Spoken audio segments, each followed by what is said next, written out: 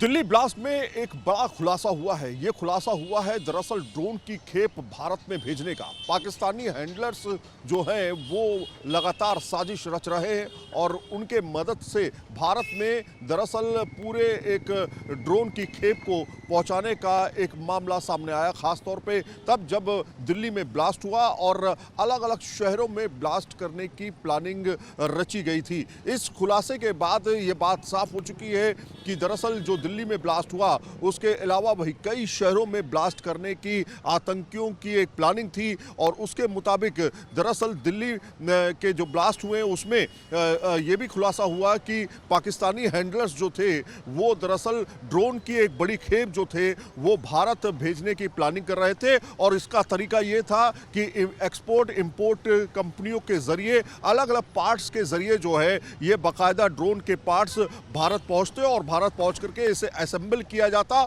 और असेंबल करने के बाद अलग अलग जगहों पर भेज दिया जाता। इसमें सबसे बड़ा खुलासा ये भी हुआ है कि इसके असेंबली के साथ में ये जो ड्रोन थे ये लंबी दूरी के ड्रोन थे और करीब 10 किलो तक वजन यानी 10 किलो तक गोला बारूद उठाने में सक्षम थे। और ये भी जानकारी मिली है कि इस के संपर्क में हैंडलर्स जो थे वो कोशिश कर रहे थे कि इसको किसी कंपनी के जरिए जो है भारत पहुंचाया जाए, लेकिन उससे ही पहले भांडाफोड़ हो गया। श्रीनगर में जिस तरह से पोस्टर्स लगाए गए नागौर में, श्रीनगर नागौर में, उसमें जिस तरह से आरिफ, यासिर और मकसूद को पकड़ा गया, उसके बाद से जो है इसके बारे में जानकारी हासिल होने लगी। एक जांच टीम गठित हुई और जांच टीम ने बाकायदा दिल्ली में कई जगहों पर छापेमारी की जिसमें बड़ी संख्या में विस्फोटक जो है वो बरामद किए गए। फिलहाल लगातार जांच अभी चल रही है। अल-फलाह यूनिवर्सिटी जो है उस पर गाज गिरी हुई है। लगातार वहां से आपने देखा किस तरह से आतंकियों के कनेक्शंस जो थे वो लगातार सामने आ रहे थे। तो उसको लेकर के अब ये एक बड़ा खुलासा हुआ है कि आतंकी हैंडलर्स जो है, पाकिस्तानी हैंडलर्स बड़ी संख्या में जो ड्रोन की खेप है वो भारत पहुंचाना चाहते थे और एक बड़ी प्लानिंग की तैयारी जो है वो की जा रही थी। यही वो जगह है जहां पर ब्लास्ट हुआ था।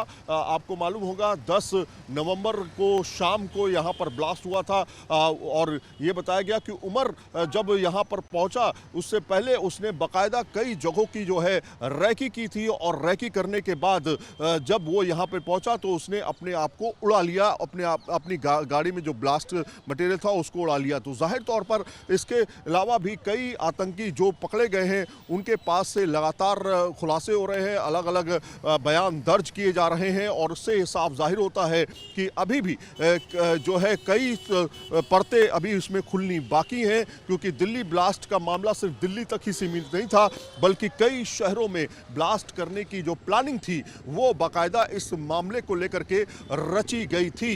फिलहाल पूछताछ अलग अलग जारी है और कोशिश की जा रही है जांच एजेंसियों की तरफ से कि इसके जो पाकिस्तानी हैंडलर्स हैं उनका भी नाम इसमें सामने आए ताकि इस जांच को आगे भी बढ़ाया जा सके कि आखिर कितनी बड़ी ये प्लानिंग रची गई थी। ब्लास्ट को लेकर के नए नए खुलासे हो रहे हैं। जांच एजेंसियों ने एक बड़ा खुलासा करते हुए कहा है कि इसमें ड्रोन कनेक्शन शामिल था। वो ड्रोन जो कि पाकिस्तान से भारत लाया जाना था अलग अलग माध्यमों से। हमारे साथ में पूर्व एसीपी वेदभूषण जी हैं। सर, किस तरह से इसको आप देखते हैं? इससे पहले भी हालांकि जो आतंकी हमले हुए हैं उनकी मॉडस ऑपरेंडी अलग थी, ये लेकिन बिल्कुल अलग है। इसमें तमाम तरह के कनेक्शन सामने आ रहे हैं। पाकिस्तान का ड्रोन का कनेक्शन इसमें सामने आया है। क्या लगता है, क्या प्लानिंग रही होगी?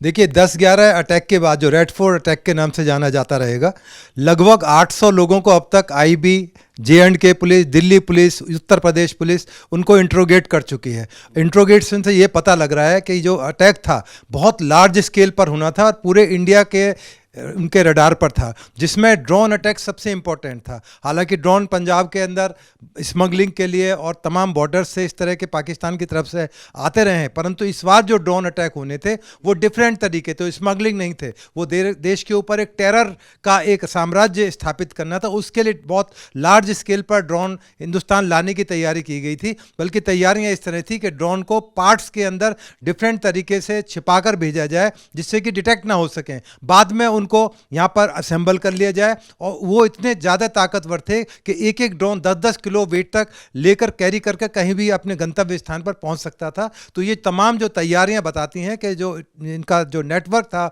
उसका उद्देश्य ये नहीं था रेड फोर्ट ब्लास्ट करना, ये तो मजबूरी में या एक पैनिक अटैक के रूप में आप इसको देख सकते हैं, परंतु असली प्लान बहुत बड़ा था जो कि वक्त रहते उजागर हो गया। हालांकि जो फरीदाबाद में जो रेड हुई, यदि उसको बहुत सीक्रेट कंसील किया जाता तो शायद ये ब्लास्ट भी ना होता। तो इसलिए जो अभी तमाम परतें निकल कर आ रही हैं, ड्रोन अटैक की बात आ रही है, अमोनियम नाइट्रेट को लेकर तमाम जगह रेड्स और खुलासे हो रहे हैं। और सबसे ताज्जुब की बात है, जो अब तक 800 आदमियों की पूछताछ हुई है, उनके पास में नकली आई कार्ड निकले, नकली वेरिफिकेशन के पेपर्स उनके पास निकले, जो कि बड़े चौंकाने वाले हैं। इसलिए जो दुनिया के अंदर हिंदुस्तान के ऊपर एसआईआर के ऊपर जो सवाल उठ रहे हैं वो बिल्कुल सही दिशा में सरकार काम कर रही है। जब 800 लोगों के इंट्रोगेशन में इस तरह के लोग पकड़ में आ चुके हैं जिनके पास कोई अधिकार नहीं था हिंदुस्तान में रहने का, उनके खिलाफ एक्शन भी हो रहा है, परंतु चूंकि ये मामला बड़ा संवेदनशील है इसलिए हर चीज़ को एनआईए या सरकार उजागर नहीं कर सकती, क्योंकि उससे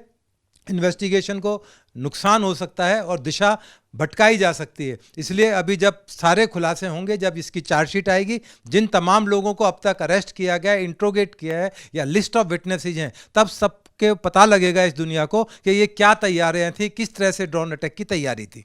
व्हाइट कॉलर टेरर को लेकर के लगातार सवाल खड़े हो रहे हैं। व्हाइट कॉलर टेरर में ऐसे लोगों को चिन्हित किया गया, ऐसे लोगों को चुना गया खासतौर पे टेरर अटैक के लिए, जिनके बारे में आप बहुत ज़्यादा सोच भी नहीं सकते कि ये आतंकी हो सकते हैं।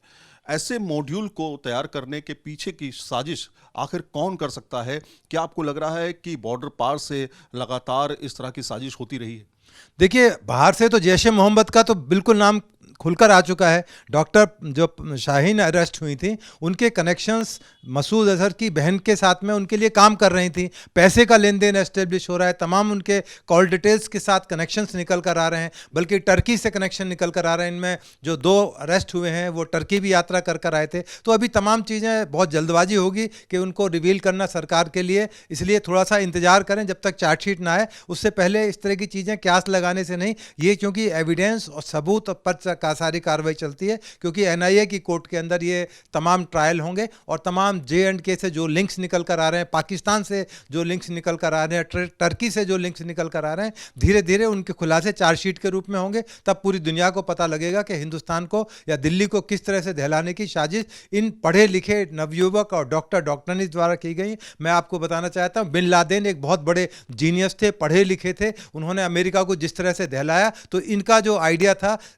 बिन लादेन से मिलता जुलता था कि उसी तरह हिंदुस्तान को दहलाना और उड़ाना था। इसलिए ड्रोन का इस्तेमाल किया जाना था, क्योंकि ड्रोन आज की डेट में बहुत पॉपुलर हो चुके हैं। बिल्कुल। एक आखिरी सवाल आपसे कि 9/11 जैसा उमर जो है वो 9/11 जैसा आतंकी हमला करना चाहता था। 9/11 जैसा आतंकी हमला अगर होता तो जाहिर तौर पर कई इलाकों में इस तरह की दहशत होती, लेकिन ये सूत्र बता रहे हैं कि उसके दोस्त जो थे इस मामले को लेकर के उससे सोच उसकी अलग रखते थे। 9/11 जैसा सोच रखने वाले ये लोग थे। बिल्कुल 9/11 की तरह ही तो था, जिसमें ड्रोन पर आप किसी भी बिल्डिंग पर, हाई राइज बिल्डिंग पर अटैक कर सकते हैं, बिल्डिंग धराशायी कर सकते हैं। कनाट प्लेस में इतनी बड़ी हाई राइज बिल्डिंग है, यदि एक बिल्डिंग गिर जाए तो 500,000 आदमी एक साथ मर जाएंगे और तबाही मच जाएगी। तो यही इस आइडिया के साथ वो काम कर रहे थे। बल्कि मेरा कहना है उससे बड़ी लार्जर एक कॉन्स्पिरेसी की तैयारी की जा रही थी कि किस तरह से पूरी दुनिया का ध्यान इस तरफ आकृष्ट किया जाए, क्योंकि तमाम डॉक्टर्स थे, पढ़े लिखे थे, तमाम रिसोर्सेज थे उनके पास में, गाड़ी चलाना जानते थे, तमाम जो चीज़ों के बारे में अमोनियम नाइट्रेट, पोटेश नाइट्रेट और तमाम चीज़ों के अंदर किस तरह से उनकी जानकारी हो, उसके बारे में तमाम उनको नॉलेज थी। जो अल-फलाह यूनिवर्सिटी है जिसका रूम नंबर 13 आज चर्चा का विषय बना हुआ है, या जो उनकी लेबोरेटरीज थी जहां ये एक्सपेरिमेंट्स किए जा रहे थे, अभी धीरे धीरे खुलासे होंगे। अल-फलाह यूनिवर्सिटी एक तरह से टेरर और आतंक का एक अड्डा बन चुकी थी, जिसके बारे में कानों कान खबर नहीं हो पाई, क्योंकि जो पुलिस और लोकल इंटेलिजेंस एजेंसी फेल तो नहीं कह सकते, परंतु नौगांव से जिस पे एसएसपी साहब ने एक छोटे से पोस्टर पर जिसमें जैश ए मोहम्मद ने ये अपील की थी कि ज़्यादा से ज़्यादा लोग रिक्रूट हों और जैश ए मोहम्मद के साथ जुड़ें, ये तमाम खुलासे हुए और एक बहुत बड़े हादसे से हमारी इंटेलिजेंस एजेंसी ने उनको बचाया और इन तमाम लोगों का नेटवर्क का पर्दाफाश किया। तो व्हाइट कॉलर टेरर जो है वो अपने आप में काफ़ी ज़्यादा घातक होता है, क्योंकि आप सोचते हैं कि डॉक्टर आपकी जान बचाता है, लेकिन यहाँ तो डॉक्टर की एक पूरी फौज है जो आतंकी बन चुकी। जाहिर तौर पर इसको लेकर के लगातार छानबीन चल रही है, नए नए खुलासे हो रहे हैं। पाकिस्तान कनेक्शन, जैश ए मोहब्बत कनेक्शन, ये भी सामने आ चुका है। अब देखना ये है जांच एजेंसी अभी और क्या क्या नए नए खुलासे करती है। वीडियो जर्नलिस्ट अजय कुमार के साथ सैयद आमिर हुसैन, न्यूज़ नेशन, दिल्ली। जहां भक्ति है हर शब्द में, कथाओं में छिपे हैं दिव्य रहस्य और ज्योतिष देता है जीवन को दिशा। धर्म से जुड़ी हर बातों को जानने के लिए हमारे चैनल स्तुति को सब्सक्राइब करें। चैनल पर जाने के लिए इस लिंक पर क्लिक करें।